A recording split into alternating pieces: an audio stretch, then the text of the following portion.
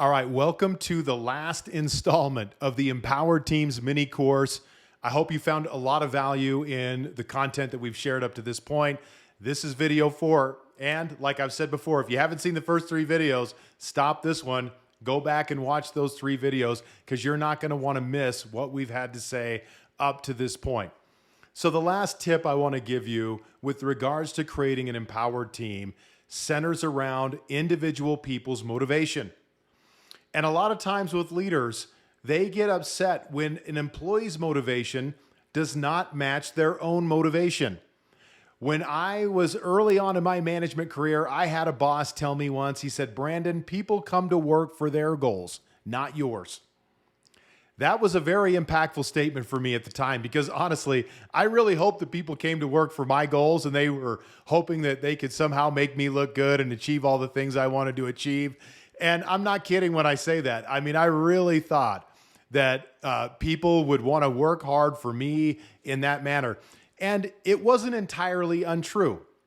When I started doing some of the things that I talked about in video 1 with my team, I did notice that they seemed more invested in the things that I wanted to accomplish and the things that I was trying to accomplish as a leader. But it took some time to get there. So the thing I want to talk to you about today is understanding your team's goals.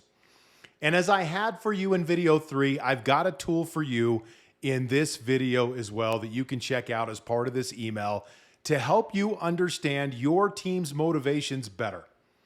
And that tool kind of helps you to uncover some really fundamental things about people and why they show up to work for you.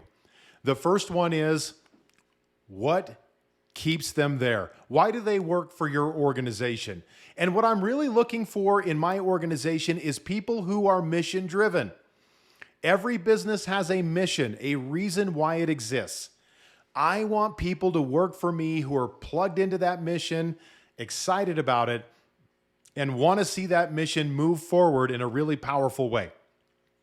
I also want to know about people's strengths and weaknesses. What do they think they're good at? What are the things they think they're not so good at? And what I've noticed in understanding people's strengths is people have strengths that I didn't even know they had because the current role that they're in does not allow them to showcase the particular strengths that they said they had. So by asking this question, it's allowed me to see where we could really align people well with their strengths. I ask people about their goals at work. What kind of things do they want to accomplish at work? And people have a tough time with this. People have a tough time setting goals. It kind of helps to expose their relationship to goals and how they do it. I ask people how often they want to meet. And, what are they the kind of person that would tell me how they're feeling, or do I have to ask? I ask people about their personal goals, the best praise they've ever received, the best mentoring relationship they've ever had, areas where they want to grow and develop. All of these things matter because I want to understand what each individual team member on my team, what makes them click, what makes them get excited and get up and go to work every single day. And here's the thing about it. Every person on your team is a little bit different. Some of the people on your team are a lot different, but they're different. And what you'll notice in their motivation is going to differ from yours. It doesn't mean that they're less motivated in life. It just means that the things that drive them, the things that get them excited, the things that they want to accomplish are going to be different from yours. If you don't understand what those things are, it's hard to motivate other people. And how do we try to motivate people now? It's mainly through external factors. Throw money at them. Maybe give them a trip. Maybe give them other perks. Or on the flip side of that, we write them up. We threaten them. We yell at them. We get angry with them. We take away privileges at work. We punish them, basically. So we either use external rewards or external punishment, and we hope some of those things are going to be the motivating factors that people need to be successful.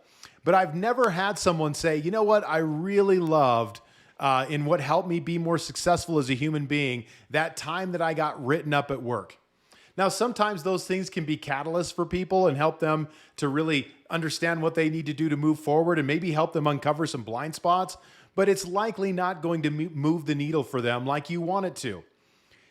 What I'm proposing for you is to really understand their intrinsic motivators. What are the things that really drive that person? And don't expect that just because you're opening the door for this conversation to happen, that person is going to be as open and honest with you as you want them to be. They're not. This may take some time for them to for them to really open up to you and tell you some of the things that might be helpful in understanding how you can position them for success best.